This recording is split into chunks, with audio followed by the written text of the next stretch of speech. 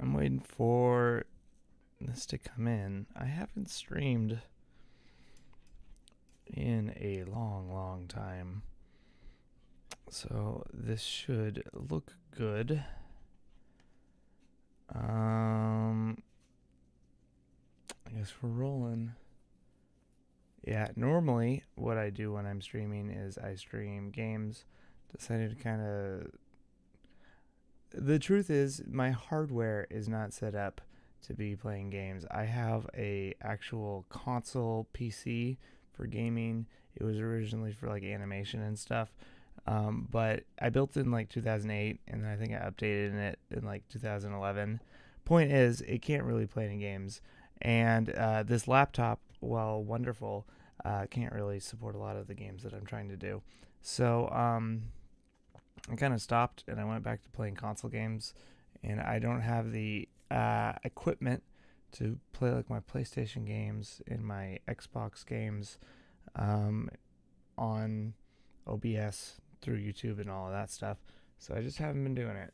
But I've been meaning to talk about the NFL and specifically about the Seahawks. I'm a big Seahawks fan.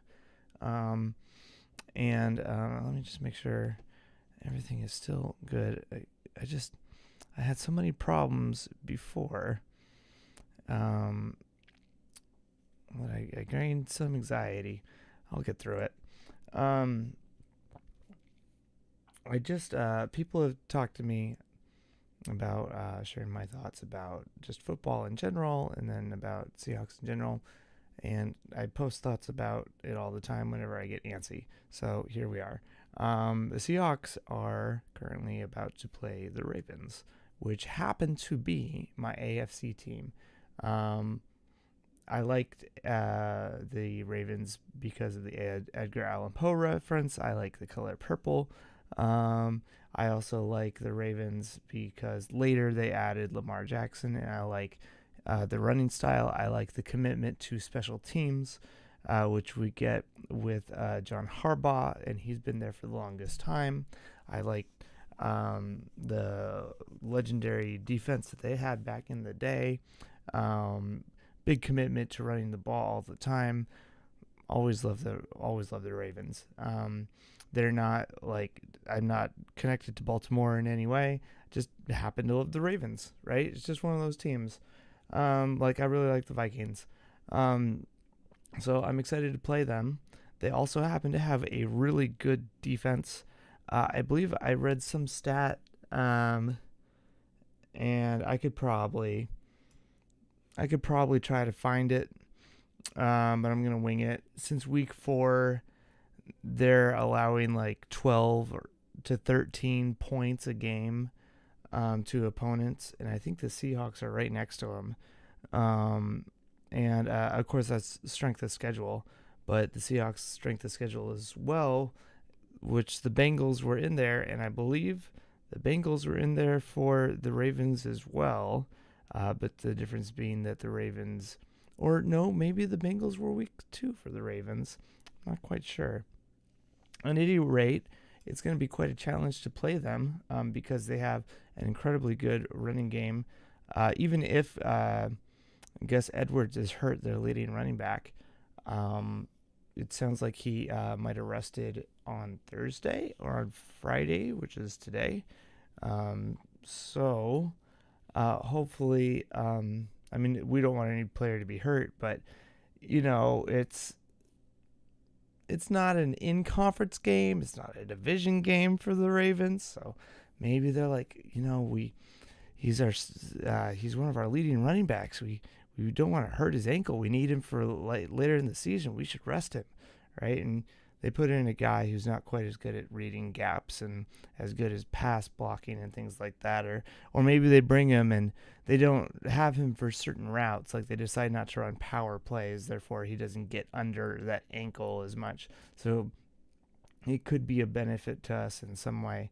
What I think is most important is that their right tackle, that's my dog, Morgan Moses, is going to be out this game, and replaced by somebody whose name I currently can't recall. I don't have any show notes. This isn't a show. This is me just going off the top.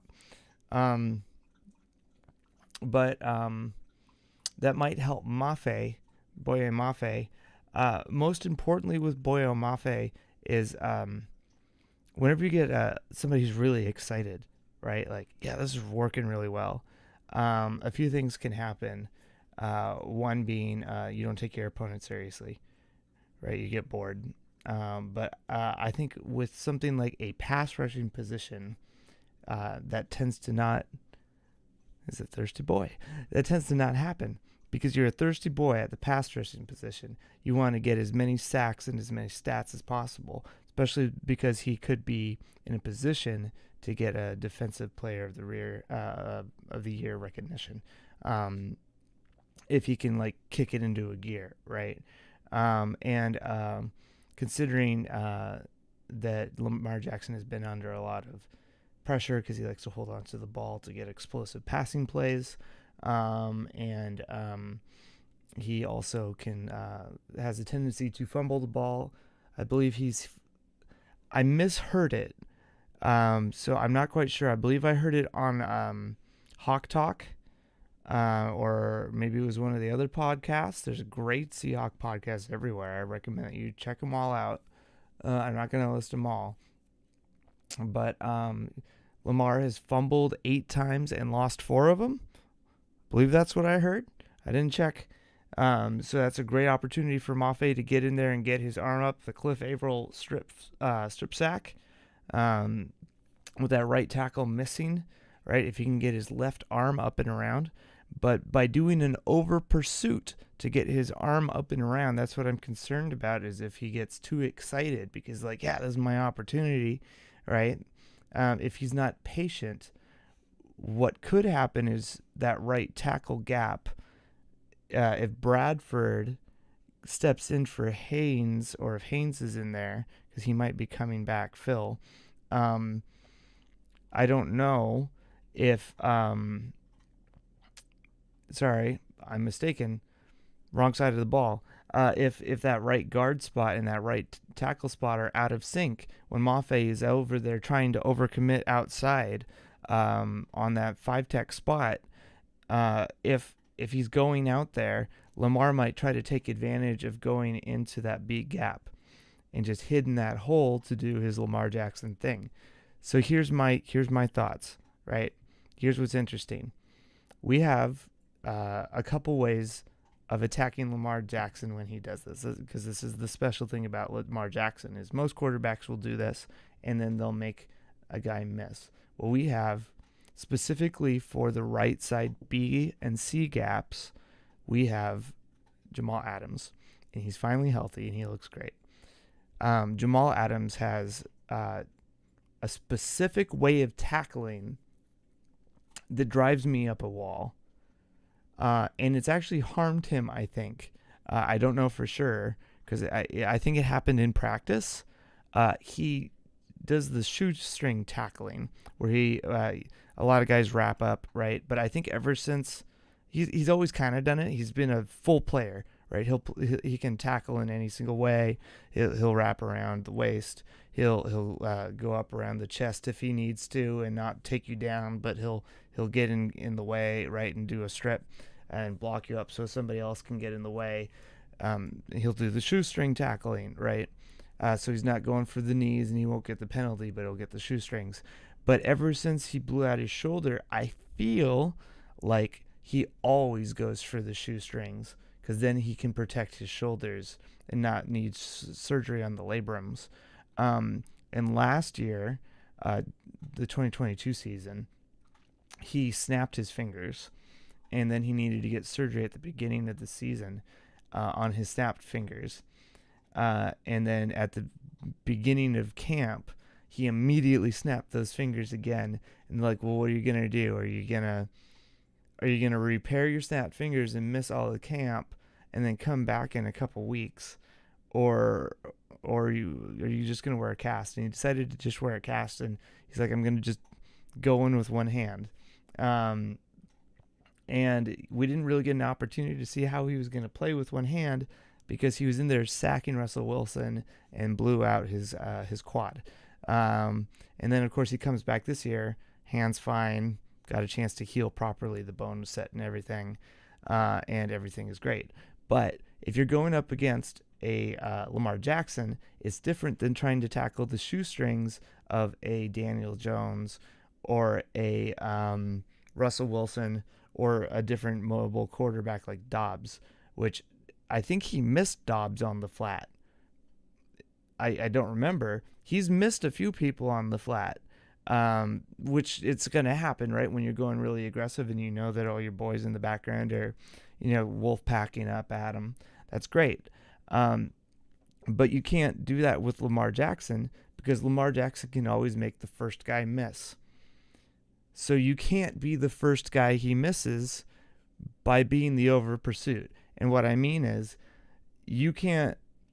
If you're going to be the first guy he makes miss, you got to make him earn it, so that he wastes that football move and that effort to put himself in a position so that Jordan Brooks can get in position to make the tackle, so that Bobby Wagner or so that Diggs can then come in to make the tackle, because he's so elusive in the way that he plays that a lot of guys get so frantic that they forget about the fundamentals. And many times Jamal Adams gets so, oh my God, right at it. Like, I need to stop the play right now and get this tackle for loss, or I have a chance to get a sack. You might not get a sack against him, or you might, but you're going to lose this opportunity to get a fumble or something while he's carrying the ball, or to hold him to like a 2-yard or a 3-yard carry instead of him having a breakout 10 or 15-yard carry, because you're so focused on, I need to go for the shoelaces instead of I need to get in his way and do a basic tackle. And again, I'm not on the field, right? There could be a very specific reason why Jamal Adams prefers that technique. And to be clear, I'm a Jamal Adams truther. I think he has a very specific role, which gets me to point 2 on how to control Lamar Jackson, which is our 4th safety on the field. So a lot of people, rightfully so, what I'm saying is controversial, I think. They say that we are in a 3 safety system, and technically we are. We have Diggs, Love, Adams. But the 4th safety, in my opinion, is Witherspoon. Because when you got all those guys on the field and he's in the nickel, he's playing the weak safety, especially if he's on the weak side. The weak side being, in my mind, over by the left tackle, or if he switches sides with Jamal, then Jamal would be the weak safety and he would be the strong safety. Or if the tight end formation, if they're powered, it depends on the hash marks. That's a whole nother conversation that we can get into later. At any rate, he's a little lighter than Jamal, but he plays very similar in his ability to play like a robber, like safety, like a short safety role in like a quarter coverage, where if there's a bunch formation on the left side to clear out space, or if there's a flat to a running back or a tight end to clear out space for Lamar to break out to the weak side, which if Jamal is all busy on the right side and the running is typically running to the strong side, which is the right, you're going to want the weak safety on the left for crowd control. And you can get that on the right side, right? But that's Jamal's territory, and you have other things there, including Trey. But what we need is to contain the blindside escape. And we don't necessarily need Witherspoon and Jamal to be crashing down. What we need is, you had the left ends doing their containment, right, to force Lamar to have a choice. He can either drive down into the B gap, the A gap, or the C gap like a running back, or he can try to complete a pass. So if there's no pass and he wants to choose to run, what are we going to do? Well, we have our safeties on the outside of this containment role, and they're going to be watching these gaps, but not the A gap, right? The A gap is Bobby's realm. B gap is also kind of Bobby and Brooks's realm, but they're going to help out with the B gaps. And they're going to be helping out with these C gaps. And we want to try to keep him in those B gaps, right? If he gets out in the C gaps, that's when you got Woolen and Trey trying to tackle, and we don't want that. They can do it, but that's not their jobs. We want Brooks and we want Bobby being able to get out into those B gaps, because there's fewer steps that they need to take, and we need Diggs and Love being able to crash down upon him, right? We don't want all this extra space on the outside, because it takes too long for the help to get to him. And I'm sorry, I don't have a whiteboard. I'm using my fingers and my digits. So we don't want him to go into the A gaps, because then we can't get any aid from the outside. Specifically, we want this B gap. The A gap needs to be popped like a bubble.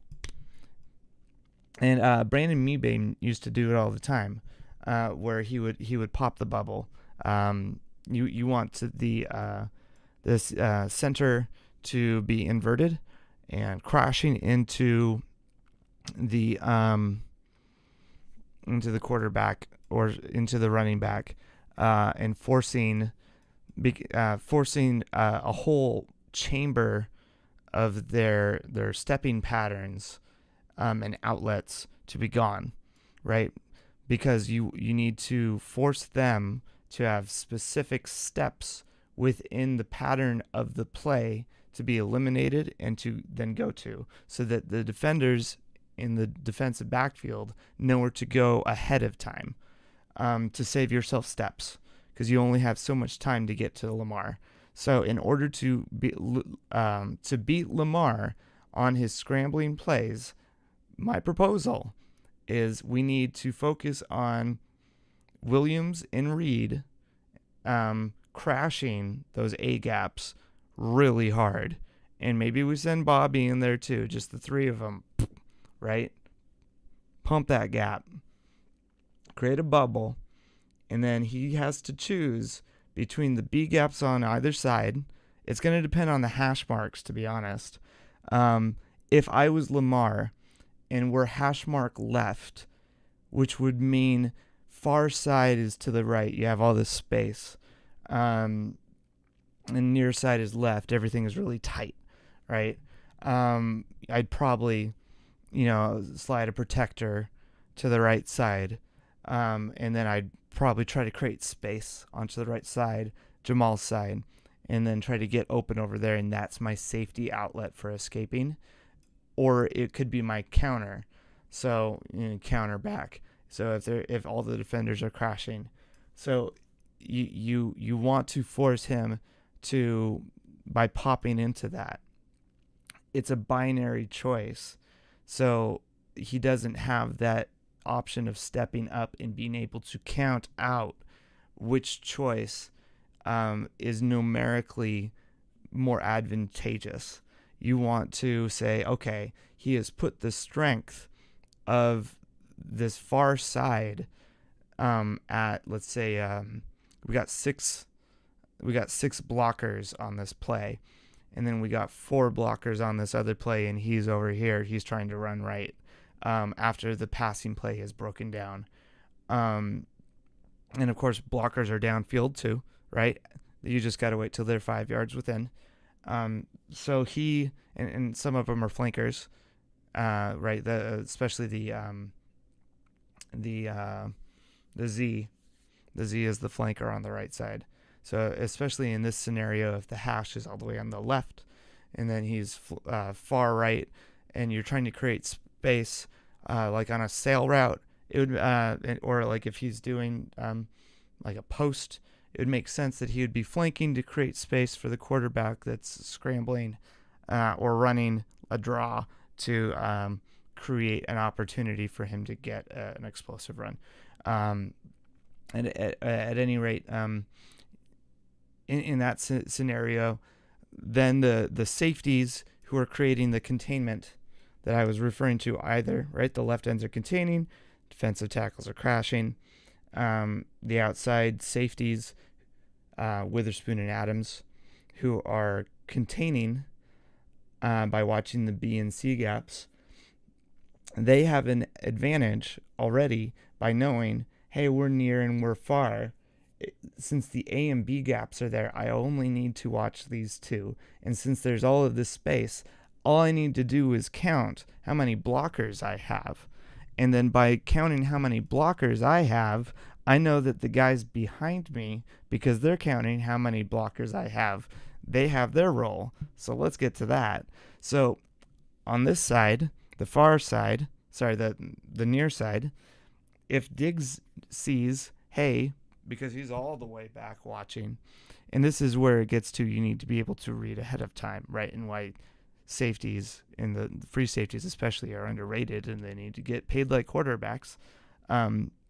He sees, hey, Witherspoon is watching the near side, and he's got the B and C gap watching for Lamar, and I've been backpedaling to see if the passing play is going to go to the X, to the wideout. It doesn't go to the wideout, so I need to crash, because it's going to go he's either going to throw it away, or he's going to throw it to a check, or he's going to try to run. And in this scenario, he's running, right? So if he's going to run near side, what is the count? Because I need to know who's crashing where. Because again, it's going to depend on the count. So on the far side, you then see that you got, because again, remember in this scenario, Lamar, in my mind, needs all of this extra space, and he wants an extra guy out there so he can kick it out there in case the play breaks down, because he doesn't want to run in the close space, because there won't be room for an explosive unless he gets lucky and makes a bunch of guys miss or counters. So he, let's say he swings out a tight end. That's 6 over there. You got 4 over here. Lamar's right there in the middle. So he, in this scenario that the Love is going to have to get wider and crash down to help cover this opened area, and that Witherspoon is not going to need this extra help the same way, because Brooks and Bobby are going to slide over to cover that tight end. And by doing everything, it's going to slide. And all of this is to say that ultimately football is a numbers game. And I hope that made sense. I know I didn't have a whiteboard or anything. I can see it all in my head, right? And one thing to remember with football, and it's not really advertised, is that for over 20 years, football didn't have receiving. that there was no such thing as the forward pass. And a lot of the principles of what makes football function, before a forward pass can even be attempted, happened 20 years before the forward pass was invented, and we still need to use them. This includes wide receiver blocking and the way that they move, because they would move around the field in order to get to where the block downfield was going to be. A lot of, and I don't know if this is 100% true, right? This is actually, this is a backstory about kind of how I view football and what got me into football. I hated football growing up. I thought it was stupid dudes slamming into each other with stupid meat. And I liked knights. I liked Greek warfare specifically. What I liked about it was the teamwork involved. I liked the use of the different weapons and the countering and how it was all supposed to work together.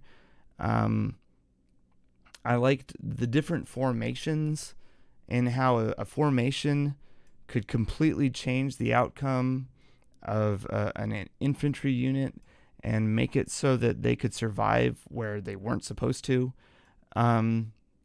Always really fascinating to me. I liked the use of flanking with cavalry, how like a pike was used to create length. I like javelins, how the javelins completely changed. And when I started to get into football, it was because I wanted to get closer to somebody who liked football, right? And then I'm like, I gotta learn to love football, right? That's the mistake I made, is that in order to get close to somebody, of course you have to love the thing that they like, right? You have to go overboard. And so what I decided to do was try to find a thing about it that I found relatable. What do I like about football instead of all the stupid meat stuff, right? Guys just slamming into each other.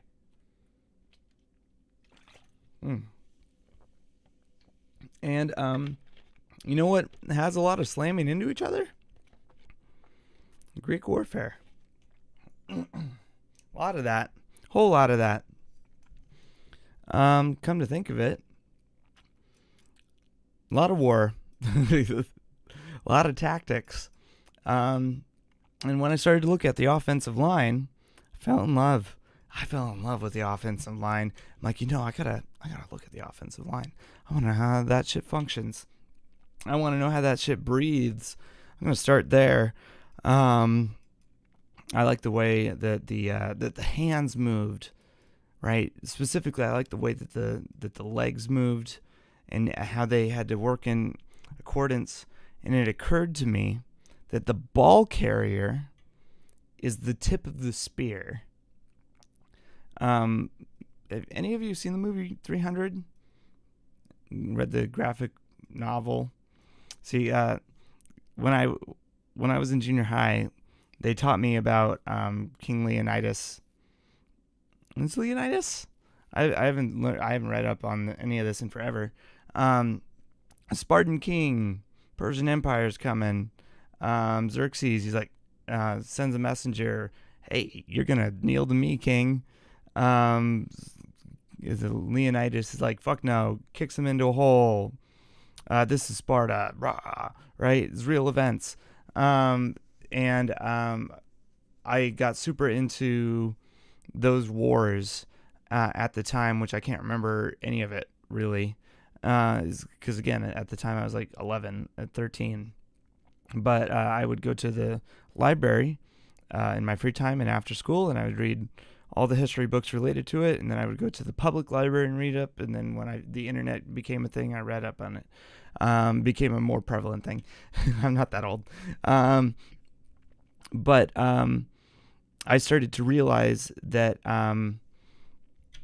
so in 300, right, which is probably what you're more accustomed to, they'd form a wall, and then There'd be like a dude, and you would block for the guy next to you, and then you would use your other hand to hit. And in football, you're familiar with double teams. Let's say you got Aaron Donald. One guy gets in front of Aaron Donald, blocks him. Other guy's job is to get to the side of him and flank him, which typically means I'm just going to hit you as hard as I can right in your ribs, to bruise your ribs and knock the wind out of you, and then knock you to the side. And Aaron Donald just doesn't let it happen. He, deflects and parries, does the shuffle, or whatever it's called.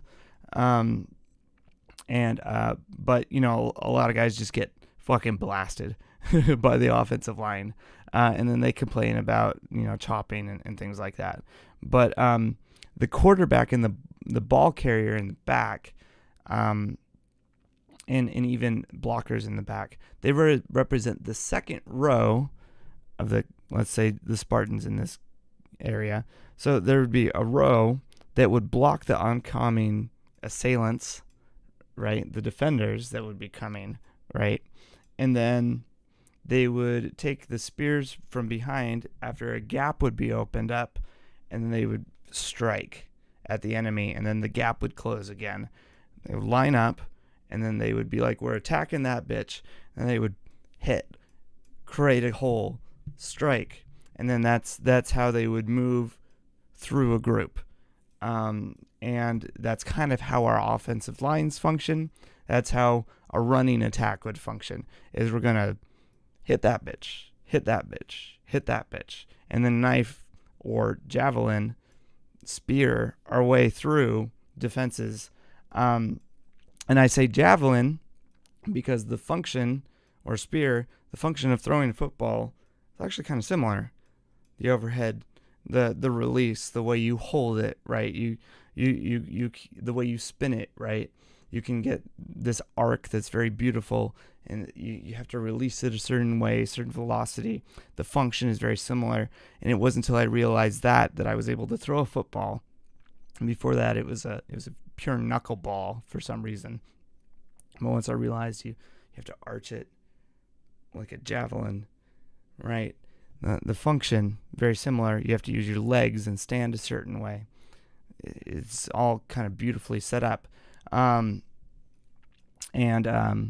just got super into football after that happened. And so when I look at football, you might see, hey, we got a 3 safety team, and we got this we got this nickel called Witherspoon. You're right. I think we got 4 safeties out there. I think that's rad, right? We got 4 safeties, and then, we got Bobby out there and Brooks. And that's what's up. that's what we need right now. Because that's a team dedicated to stopping the run and versatility. And in a league that is dedicated right now to, because what was it before? Hey, I noticed you have a hole in your body, which is like your rib. I'm gonna take this thumb and I'm gonna shove it in the rib, which is you can't stop the B gap on the left side because your linebacker, your defensive tackle can't do it. So I'm gonna take Sean Alexander, and I'm gonna hit this hole, your weak spot, with your rib. I'm gonna hit it over and over and over and over and over again, right? That was football for the longest time. And then when it became the passing game, it was, we're going to use the same exact fucking logic. We noticed in your passing attack, that corner over there, he kind of sucks. So we're going to take Jerry Rice or Moss, or we're going to take Calvin Johnson, and we're going to put him right there, or Edelman, right? Bill Belichick's famous for this. We're going to take our best guy, and we're going to put him on your worst guy, and we're just going to do the same play or the same set of plays to get on that guy over and over and over and over through the passing game. And then once defenses figured out how to stop both, it fucked everything up. And that's partially the LOB's fault because of Pete Carroll creating this.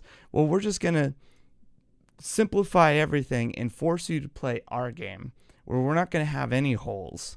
We're just going to be good at everything we do. And you're forced to play what we want you to play. Fuck it.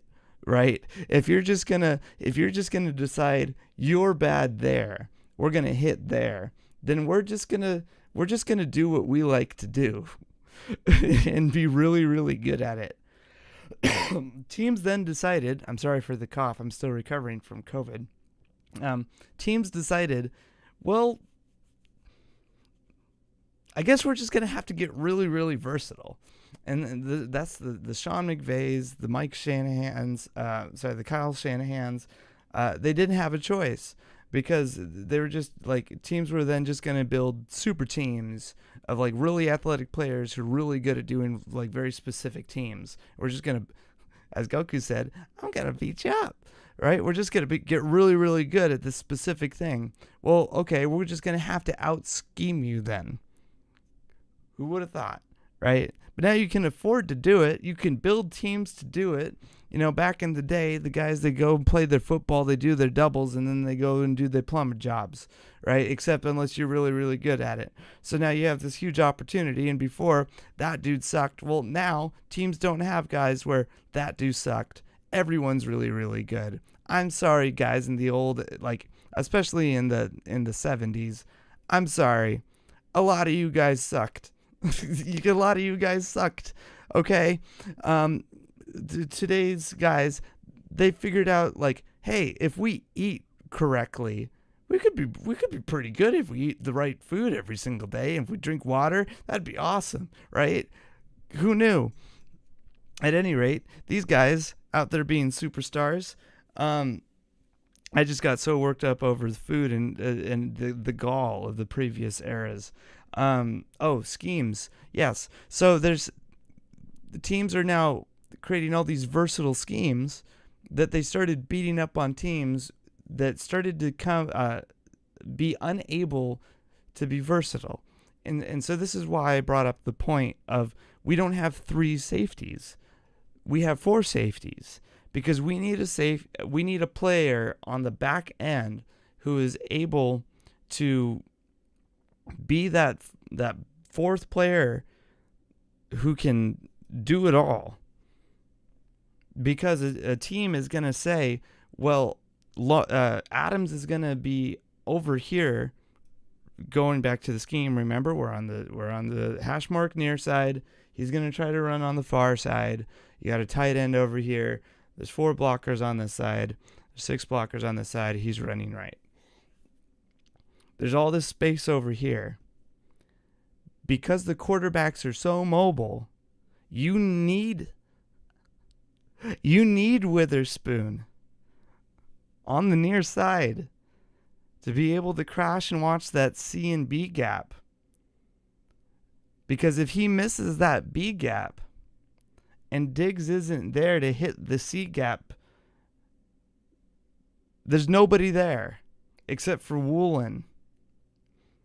Because Brooks and Bobby have to slide over to cover that tight end as part of the natural progression of the passing play. And so you need a versatile player on that other side. You need to have a safety over there. And so you can't just put in a corner who can cover. You need a guy who can go in there and crash and tackle. But you can't put in Brooks. You can't put in what was his name? Michael Kendricks from a few years ago. The guy who was like, well, he's going to go to prison eventually. But for some reason, he's not. So we're just going to hold on to him till he doesn't go to prison. You can't put that guy in the nickel or the weak safety spot because he doesn't have the speed to cover a receiver. And even if he has the ability to hit a running back. And Lamar is basically both that plays quarterback. So you need to have a safety there. And so he's called a nickel, but it's not a nickel anymore, guys. There is a nickel position, which is what Cody Bryant, what was his name? He was on the team earlier. He was playing earlier. We have nickels. Jeremy Lane. Jeremy Lane's classic nickel. He's got the length, plays up and down, can cover the tight ends, right? Yeah, Dudu plays the seam. Dudu can crash and cover the hook. Dudu will go down, and he can obstruct the I'm getting tired. Just any curl routes, right? That's his job. Length. Don't have him tackling. That's not his job. He's in there for passing plays. You need a guy like Witherspoon who's squatty, and he's in there, and he's like covering a whole field of area, because that's what teams want to do with all this motion, with all this sweeping, with the quarterbacks trying to take advantage of that blind spot. And the weak side B gap, it's such a beautiful gap to run to, because teams right now, they have, corners that are willing to cover that spot, but they can't tackle for shit. They're there to cover. They're fast. They're there to get in the way of the blocker, of the pass, and that's it. And here's part of the problem with that, and this is going to be controversial again. Part of the way I see football is controversial. The offense and the defense are a reflection of each other, but they're not a reflection in a way that people, I think, see. Offensive linemen and defensive backs are the same players. Offensive linemen and defensive backs are the same players. Wide receivers and defensive linemen are the same players. Wide receivers and defensive linemen are the same players. Tight ends and running backs and fullbacks are the same players as linebackers, and the strong safety and the free safety is the same position as the quarterback. And here's why. They have the same responsibilities and they use the same footwork. So let's start with the wide receiver position, which seems the most audacious, I believe. The wide receiver and the defensive lineman, they need to get to the same spot on the field. Let me start again. They need to follow the progression of the quarterback at the same exact time. This kind of follows the West Coast offense more clearly to make it sense. So when you look at the West Coast offense, it goes by a 7-step system. 3 steps, 1, 2, 3. Follow your read. It's typically a slant or a curl, right? 1, 2, 3. 1, 2, 3, 4, 5. Read the field. 1, 2, 3, 4, 5, 6, 7. Those are your deeper passes, right? Those are your big, like 30 passes, 30-yard passes, right? The 5 yards are like your 15 yards. The 3s are probably going to be your 5s or something like that, right? Or if you hit a drag route, maybe it'll be an explosive, like Shanahan loves those 3-step passes, right? So the wide receivers know that I need to get here. For example, the flanker. Let's look at the flanker. The flanker is the not the Y, is the Z, which is on the far right side, and the flanker knows I need to get to point A by the time the quarterback hits the 3rd step. Now, this doesn't mean that this is the first read that the quarterback is going to have, but the flanker knows if I get to this position, then the defensive back that's covering me needs to be here, and the safety that's over him, if there is one, needs to be over there, or the linebacker that's under me needs to be there, right? So it's all timing based to that. And then the flanker knows that by the time the quarterback is on the 5th step, I need to be here in the dig route. Like, let's say right, I need to be here on the sail route, or I need to be here on this route, because when I do that, the quarterback is going to be looking here. And then on the 7th route, I'll know here, because then at that point, the play is basically over. And if I don't have the ball right now, I need to be looking for something, because the quarterback might be fucked. And I need to be looking to either block or engage in a fumble, or somebody else has the ball and I need to get ready to open them up for an explosive. Like, it's, 1, 2, 3, there's the thing that needs to happen. 1, 2, 3, there's a thing that needs to happen. So it's timing based. Now to go to the, let me rephrase. It's timing based, and it's based off of the concept of where is the ball going to be. So they know that the ball is going to be at step 3, step 5, and step 7. And at step 3, the ball might be here, might be at the 5 point, or it might be at the 7 point. And if it's at neither of those points, here's the cascading possibilities. The defensive line has the same mindset. Let's stick to pass rushers. The pass rusher, let's say the left end, knows when the quarterback hits step 3, the quarterback is going to be exactly right there. And specifically, this is not a quarterback. This is a ball carrier, because it's all about the ball. The ball carrier is going to be here at step 3, which means I know from the tape that I've seen, because this is 11 formation, and that we're on the hash mark on this side, and that this is far, that the tight end is going to be here by the time that Lamar is on step 3. So I need to be here to avoid, because I've watched tape, that if this is not open on the 3rd step, Lamar is going to do this. And I don't want the ball carrier to escape outside, because if he escapes outside, it will create an opportunity on step 5.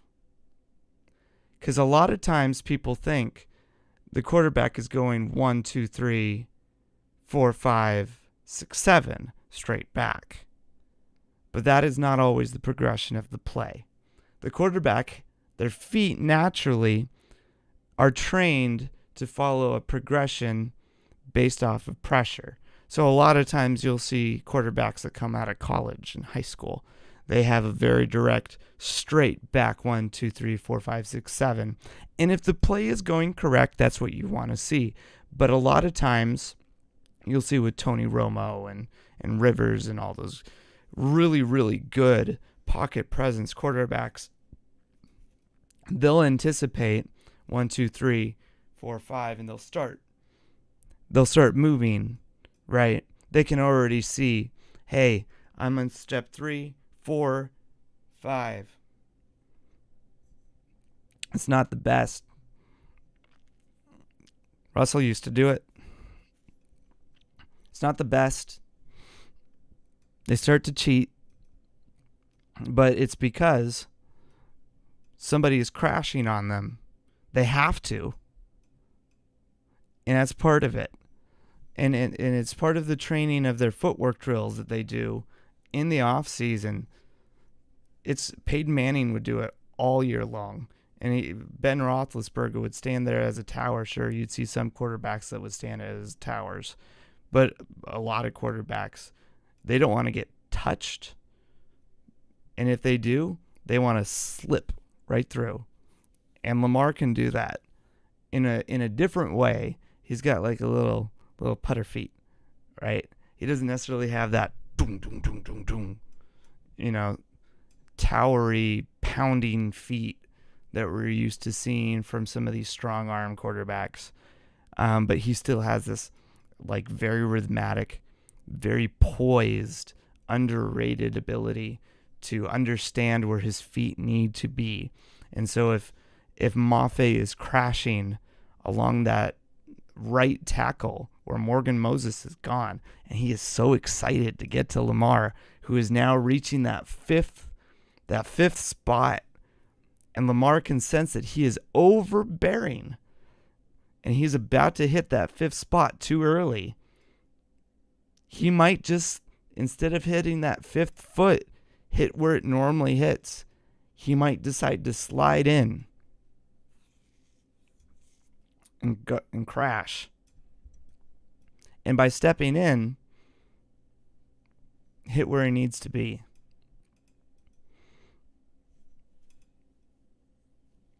And I know I'm going like a long way to describe, a simple play. The hash is to the left, far side right, tight end. But it's the play that Lamar is known for. It's the play that he uses to kill people all the time.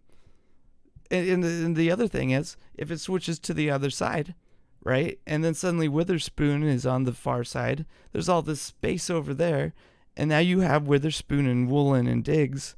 They're now responsible with Brooks on that side to try to contain him. So it's the same conversation, but there's more space. So it makes it even more important because now you don't just have the fast nickel. You have the fast nickel, the weak safety, who can crash and actually tackle really well. And because he's freaking brilliant. Witherspoon's a genius. And he can anticipate plays. We might actually get some tackles beyond the line of scrimmage. That'd be a hell of a thing. I can't even imagine what will happen if we actually kick this team's ass. Look, all we need to do is tackle. Because I think we can stop the pass. Let me rephrase. Their tight end's really damn good. And can Adams stop his tight end? Maybe. I don't know if he has the body for it. I don't know if his job. So I think that's more of a love question. With all the pressure that we put on him, that dude's going to be Lamar's outlet. Can Love stop the Ravens tight end?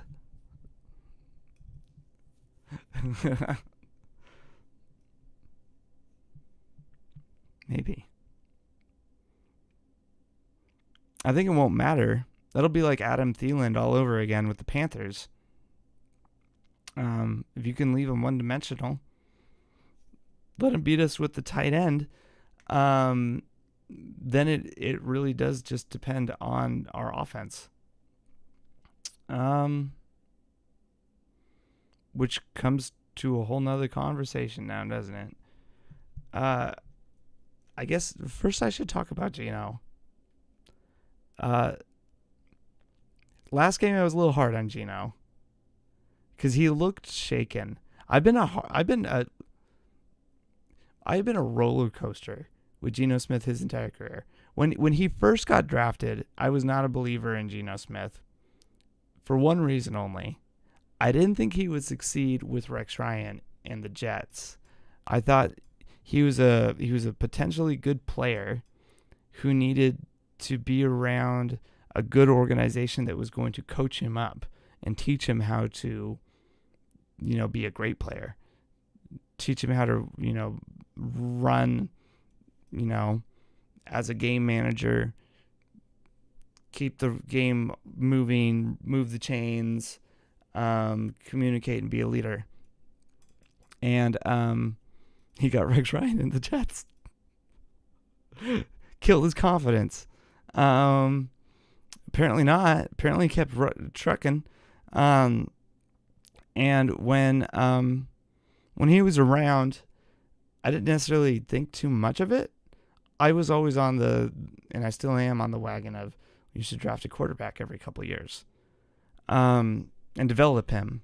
If you have coaches that are able to do it, and you have a good organization, there's no reason why you shouldn't be drafting quarterbacks every couple of years, and keep them around to develop, and not just develop, but be utilitarian to your team, because there are quarterbacks out there who are always going to be backups, and that's a great opportunity for you to get some good, really good backups, right? And some guys don't want to be backups, and it can be hard to find a really good backup. And freaking look for them. Try really hard. You might even find some guys that you can trade in the future. And I mean, look at Geno Smith. You were able to trade Russell Wilson, get a buttload of picks, and Geno Smith ends up being a great starter for you. Who would have known? And here's the best part of it. Russell Wilson ends up taking a huge lump sum of the Denver quarterback's cap, and they end up having to shed a bunch of players because of it. And the Seahawks, they pay Geno Smith such a small amount that because of that, you're able to pay Will Dissly, Tyler Lockett, and DK Metcalf, and you're able to keep Fant around, who, he's still under his own contract. You have all these budding talent on the offensive line who you might not have been able to keep Brown around. It creates so much flexibility for the rest of your team. And it's not like he's getting Brock Purdy money, right? You're still paying for some level of talent. And it's not like he's locked into some 5-year shit we're going to be paying for him forever contract. It's a smart contract that allows the other 52 players on the team to be a team instead of, the Giants, where you pay Daniel Jones and now you have to get rid of everyone else. And, oh no, Daniel Jones isn't good anyways. You're fucked. Seahawks, if Geno went down, they'd probably still be fine. And just like how the 49ers, if they're talking about Brock Purdy, yeah, he lost 3 in a row. He's probably gonna be fine because he's just the same as he always was. He's exactly the same as he always was. He's the third string, fourth string quarterback who was doing just enough to win games because he just needed to not fuck up. And so if he got injured and replaced with Sam Darnold, or if Sam Darnold got injured and replaced with a retired Colin Kaepernick, they'd be just fine. If I went out there and I got injured on play one, they'd be just fine because they got a hell of a team, right? Whereas if it was the Giants, it'd be a disaster the entire time. And if you look, it is a disaster because they spend so much of their total cap invested on, it's like a car where you spend all of your money on the car, on the seat, or like a part of the engine, but you forget to invest in the tires, and so you can't go anywhere.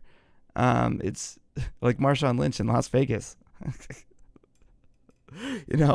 What are you doing? You're not spending your money wisely, but he's got all this great talent.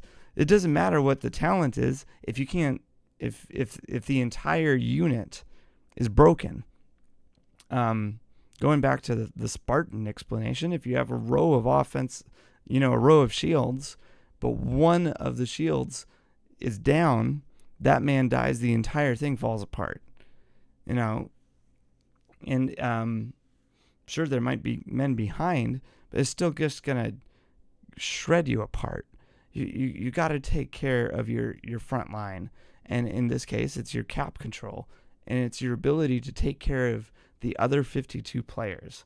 And this is why, like I say, the safeties are like the other quarterbacks on the field. Specifically the free safeties. You see so many teams that are getting blown the fuck out all the time, and they're like, but they have a quarterback. Yeah, but and they have a pass rusher. How are they getting blown out? They have a pass rusher. Yeah, but they don't have any defensive backs. So their quarterbacks are just, the opposing quarterbacks are just able to dunk on them, and it turns into this big explosive play. You need somebody in the backfield that's able to diagnose. And it's why the Steelers are always so good, because they spend so much money on players like Minka Fitzpatrick, so that they can have players back there that keeps games close, right? So that, because they're competing with the other quarterback, because they know, hey, the ball is going to be here either on play 3, step 5, or step 7.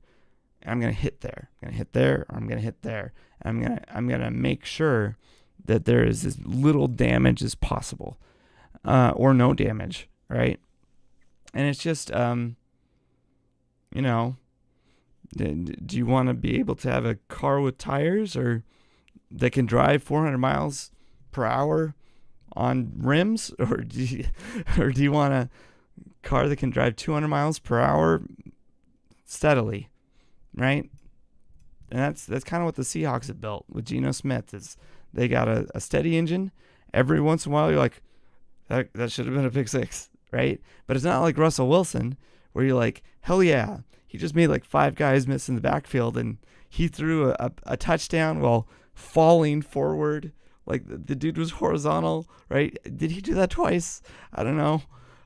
Just circus plays all the time. And then there's games where it's like, can you do anything? Just do it normal. You don't need to put in all of this effort to do the most basic of things. Come on, man. And it's driving the Broncos crazy. And we get Geno, and it's just smooth riding. Just smooth, right? It's like the Pixar's Cars, where they asphalt that road, and you're like, this feels good on my ass. Yeah, it's nice, right? We're just we're not even moving the chains, and it still feels relaxing to go 3 and out with this man. It's because at least it's logical, right? You don't see him go with the ball, right? He's reading, and he's like, okay, that's not working. And then he starts to panic because he realized, I just hit my 7th step. Okay. Or with Russell, he's just like staring down that explosive. Okay, I've hit my 7th step. The explosive's not there. Okay, I'm going to run out to the flat, which I'm not supposed to do because that's not what the play is. The tackle's freaking out. Okay, I'm going to keep running. I'm going to do a loop-de-loop. Oh, that explosive's still not open. Come on, Lockett. Why aren't you open yet? Okay, I'm going to shuffle, dodge, throw the ball. Why didn't you catch the 60-yard bomb, man? Like, you can't do that every play. It felt like that sometimes, right? Where Geno, sometimes shit just doesn't work. And it just makes sense, right? And it's relaxing. It's relaxing because then by that play not working, or by him just going where the play progresses, what happens to the offensive staff up on top? They can be like, well, here's what happened to the progression of the play. And we can see the way that the safeties and everybody else responded to the play. So now we know how to counter it. By Russell doing all of his craziness after the play, he inadvertently was creating chaos for Bevel and company, because they didn't know, they weren't getting data off of the results of the play, because he wasn't giving anything to the play. And sure, that was the defenses on the other side were the same, but they were on the same hand knowing exactly what the routes they were running. So then the next time that Bevel would call the play, the defense would know what the route was, but Bevel and Russell wouldn't know what the counters to that route would be. So he would have to. Don't get me started. I've already started it. That quarterback drove me crazy. From day one, he drove me nuts.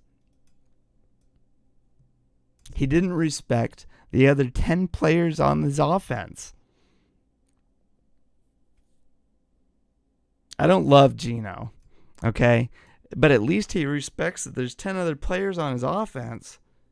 How many times would, and I didn't like Tom Cable, how many times would we go up against just like, this is like the 25th and lowest defensive unit in the league, and sure, we'd put up like 30 points, but because the LOB kept like stopping them like within 10 yards of their end zone, and we'd get great field position, and Lynch would run in for a touchdown, or Russell would somehow scramble for a first down, and he'd just get so many opportunities over and over and over again. And you'd be like, if he was any other quarterback and he was getting 10 opportunities a game in the 40, like starting at his own 40, and never really scoring any points with one of, if not the greatest defenses of all time, and you're winning by like 3 points a game, you'd be scrutinized harder. And it took until we traded him to the Broncos for any criticism to come his way. It drove me crazy having him as our quarterback. And like, yeah, he had his great seasons, but like, okay, the 2020 season, he benefited from the fact that defenses couldn't practice and they were out of endurance. And when you watch those games, it took like till week 8 till defenses across the league were able to defend anything at all. Like, offenses were they said an all-time high. It was like what, like 28 plus points average for the entire league. It was insane how many points each team was scoring on opposing defenses, because nobody could stop anything, because defenses weren't allowed to practice. And then Russell's out there like, yeah, I'm Mr. Unlimited. Dude, you're throwing posts like it's Madden, and the opposing team, their DB is set to 0. Just lobbing it to DK over and over again. Like it's two-hand touch. Like, come on, man. It drove me nuts. And his other best year was 2015.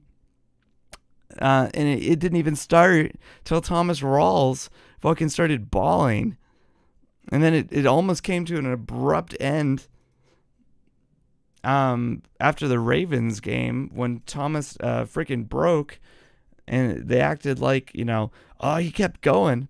But the Ravens had like over 30 players on IR that year. We kept after that, we played like, after Thomas Rawls got hurt in that game, we played a ton of teams that their rosters were completely destroyed, including the Cardinals. They had a bunch of injured players too, and they were an overrated team. And then we ended up going to the Vikings. Everyone remembers that game in the cold. Played like shit.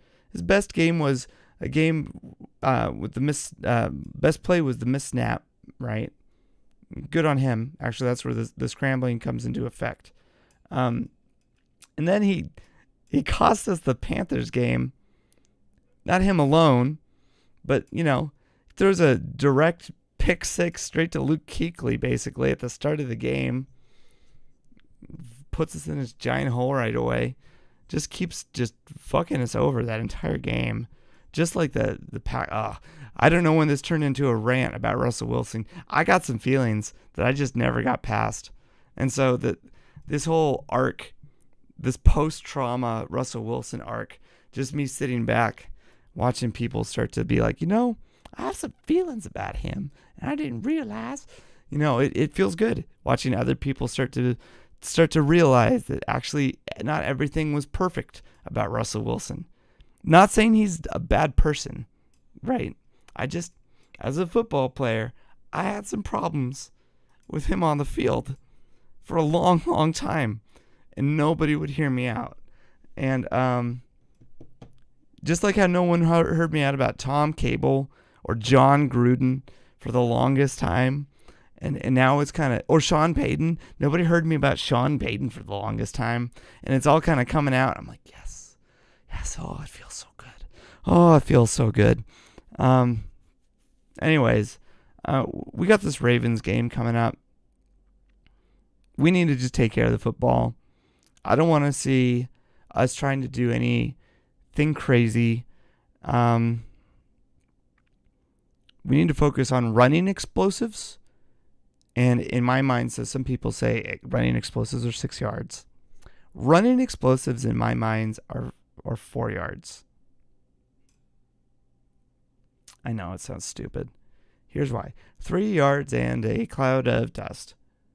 If you can run 3 yards an attempt, no matter what, period, no matter what, you'll win every single game. So if you can run 4 yards, which I know is the league average, you'll definitely win any game because 3 attempts, that's 12 yards. 4 attempts, 16. Blah, blah, blah. Right? Just start chonking them. Right?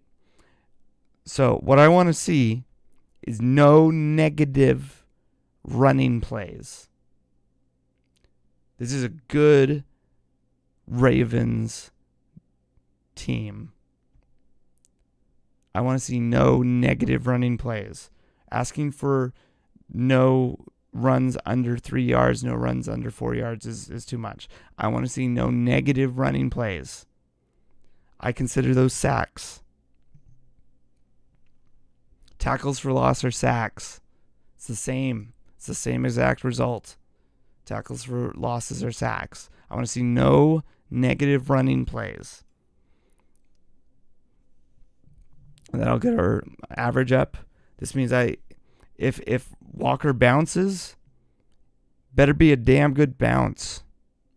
I know he likes his explosives. You know what gets explosives? Hitting the hole. Hit the right hole. Make the man miss. You're capable of doing it. It's why you were drafted. We see it all the time.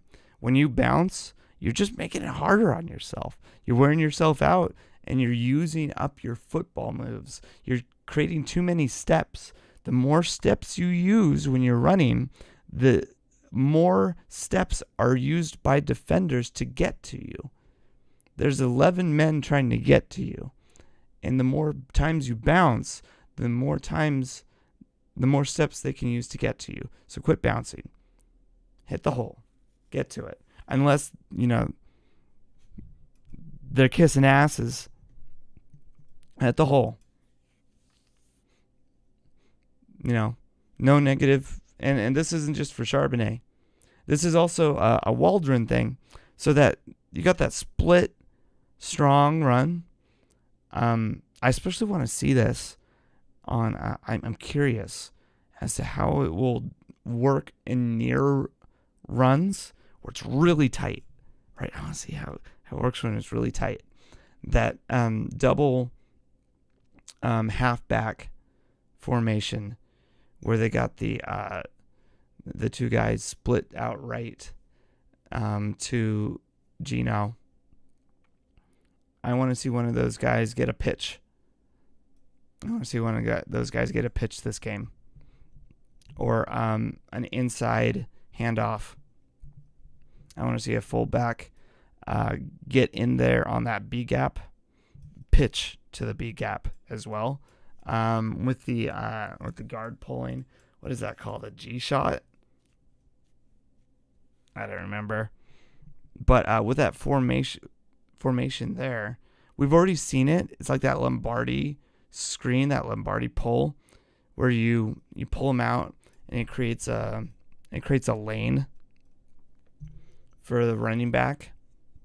I want to see that, but I want the back over here to push across with the pulling guard, and I want some switcheroo between these two where one of the two halfbacks has the ball, and we get that Kelsey lateral option, or just like at least one is the leading blocker and can act like a pawn. Just it's such a great setup for a leading block, and we haven't seen it. We've seen them both set up as a screen blocking, but I want to see it as a leading block set up for the halfback. And also, like, if it's a good defense that we're going up against, which it supposedly is, right?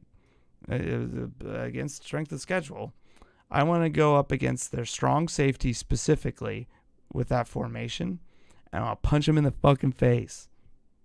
Like Goku, I want to beat you up. I want to beat you up. Favorite thing to do to a strong safety is I want to eliminate, right? I want to count the numbers, and I want to get a leading blocker on him, on a strong safety. Remember how Cam used to be like the space eater, where he would take on a block so that Earl or somebody would take on the runner. I want that scenario. I want specifically that scenario where the leading blocker has to take on Cam Chancellor. I want the lion meeting the lion. And I want our lion, who in this case is Will Dissly, going up against their strong safety. And I want him to... their strong safety. I want him to do it again. I want him to do it again. I want him to do it again. I want him to do it again. I want him to do it again. Over and over and over again. Like Marshawn Lynch. Do these Ravens, do they got it in them? Does Uncle Will feel like being a bit of a badass? Because this is my brand of football, right? Cam Chancellor, he would love that, right? He'd be like, fucking bring it, right? And right now, we don't have any dogs on our team that would be able to do that toe-to-toe with Cam Chancellor. In order to do that, we would need to put a guard or somebody back there, somebody with the fucking balls to go up against Cam. But in order to go up against the Legion of Boom, in order to stop the run that way, you would need to be like, that's your dog. All right, we're gonna have to, and this is the way the Panthers played us, right? This is the way a lot of those like heavy hitter teams had to play us, because otherwise we would just get bullied. And if this Ravens team is even half of that type, we have to go up against their dog, which is typically a strong safety that right? DBs are chihuahuas that are losing their minds, right? Strong safeties are the bigger ones. You got to go after that boy to open up things for Jackson Smith and Jigba and the rest of them, right? I want to hit that man until he doesn't want to play football anymore that day. I don't want to hurt him, right? I just want him to decide not to play anymore that day, because it hurts a lot to play football on Sunday against the Seahawks. And maybe if Will isn't doing it, that means that we got to take a tackle like Forsyth, who's big and fast, and have him do it and hit him over and over and over again. Because that's how you intimidate a defense. I hate pass blocking.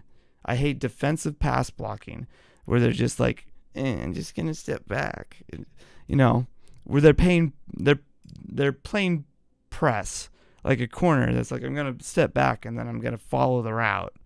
That's what most pass blocking is they're gonna tap and they're gonna do a kick step, and they're gonna kick back and step into you and then tap you and be like, okay, we're gonna stand here for the next 7 steps. And then hopefully the play's over, dude. Otherwise, I don't know, right? It's I can't stand pass blocking because it doesn't do anything to the defender except let the defender dictate the terms of how they would like to attack you. At least with the kick step, you get to set yourself to where you want to be for a few seconds, right? But I want somebody who's engaging. I want somebody who's going to punch the defense in the mouth and make them think twice about stepping into you. Make them put their hands up. This is a free safety. This is a strong safety. Strong safety keeps crashing down. Make him be like, I want to be up here. Right? Get him out of the way. Open up the passing game by moving him out of position. That'll get Geno some explosives. That'll make DK happy, right? If you think DK is unhappy, if you think he's some prima donna, that's some drama thing that you believe in. Running the ball and hitting their safeties as hard as possible will get those double teams off of DK. He will no longer be the problem child they're worried about. They will be worried about their faces being broken during the middle of the game, because it's especially during running plays. DK and Bobo is impressing me. They're really aggressive. Again, football didn't have passing for over 20 years. DK plays the X, wide out, all the way on the left. Used to just block, right? Fly across and hit positions.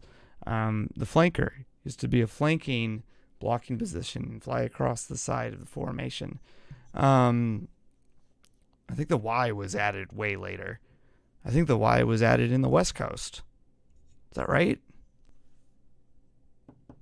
Because Y is specifically passing? Was Y added later? I don't know. Or is Y just to signify the tight end? I'm not sure. Just stumped myself. Anyways, when they're out there and there's positions, they're out there fucking hitting people too. And a lot of corners nowadays, they are in those pass blocking right positions. They're doing not the kick step that the tackles do, because they represent the tackles on the flip end, right? Remember, football is a mirror. They're doing a step kick technique typically in the Seahawks scheme, at least, where you step and then kick out with the player. Or a tackle, they kick out and then they step into the player. So if you're up close to somebody, right, you've stepped into them and then you step with them and then you kick out. So it's a reverse action mirroring. And it's exactly the same as a pass blocking technique. In a lot of corners, all they care about is pass blocking. They don't tackle. And if they do, they're not built for it. They're scrawny, so they can be as fast as possible. And they're lanky. And if they are tackling, they're just getting in the way so that somebody else can get there. Well, what's great about DK Metcalf and Bobo is that they're huge.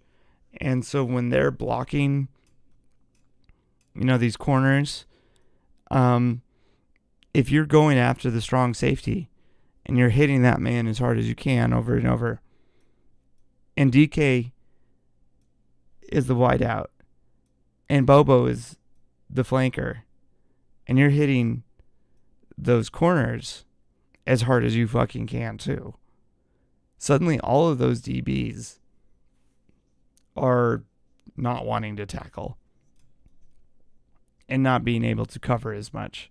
And they're all going to have to crash down on these tackling plays. And this next play action that Gino's gonna call to Walker and to this halfback situation, which is probably going to be Charbonnet. They both need to be on the field, let's be honest. It's going to create explosive passing plays to DK where he's not double covered. Because they're going to be like, well, he's going to be blocking me this play. That safeties needs to be crashing. It's going to start to create confusion. You need to be beating these fuckers up. And I understand that last year it was a Geno-led passing offense to the tight ends that then resulted in passing explosives to the wide receivers. And we've had passing touchdowns and some passing explosives to wide receivers this year. But for the most part, we've been pretty stagnant on like moving the chains. And I would like to see some identity on offense. And what's Pete Carroll always kind of been? We want to be tough. We want to be the bullies. We want to beat people the fuck up. I want to beat you up. Let's go beat people the fuck up. When did we stop being the bullies? We're the bullies on defense again. Isn't that awesome? We got all these defenders just like terrorizing people on defense. Why can't we terrorize people on offense? We got all these great tight ends that just want to, slam into people. We got these great offensive linemen. Don't get me started on rotating offensive linemen. I'll say that for another time. We got these big wide receivers that are hella good at blocking. They can pancake your DBs. Let's fucking enter this Ravens game. There's this defensive core coming against us that want to beat us up. I say let's do the opposite. Let's go in there and let's just hit them over and over and over and over again. They're bringing that Baltimore attitude. Let's Lynch taught us a little Oakland. Let's see if we got a little Oakland in us, right? Let's see what we got. And then even more so, when Lamar comes out of his breaks and realizes we got his guys covered and he's not going to throw to his tight end, because he's going to throw to his tight end. But when he decides not to, we need to make sure he's hitting his B gaps, and that we got Witherspoon and Jamal crashing those B gaps with Love and company controlling the C gaps. That's what I want to see. I want to see our interior strong and weak safeties controlling the B gaps for Lamar containment. And I want to see our outside DBs controlling the C's, ends, and linebackers controlling, everything else in the bubble, in the shell. I don't really have a score. I mean, both teams have been allowing those last 4 weeks like 13 points a game. I think even better is Jason Myers and Justin Tucker, I guess, have missed just about the same amount of kicks this year.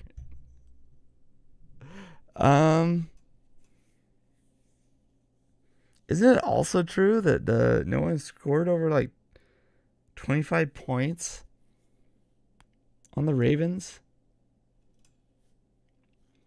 Lamar could also put up 30 on us and we'd be like, what the fuck? Where'd that come from? I don't do scores. I don't like that logic because I don't think scores really tell the story of the game. Like last week against the Browns, we put up 17 and then did nothing all game and then put up 7 right at the end. Doesn't tell anything about the game when you look at it. When you look at the box score.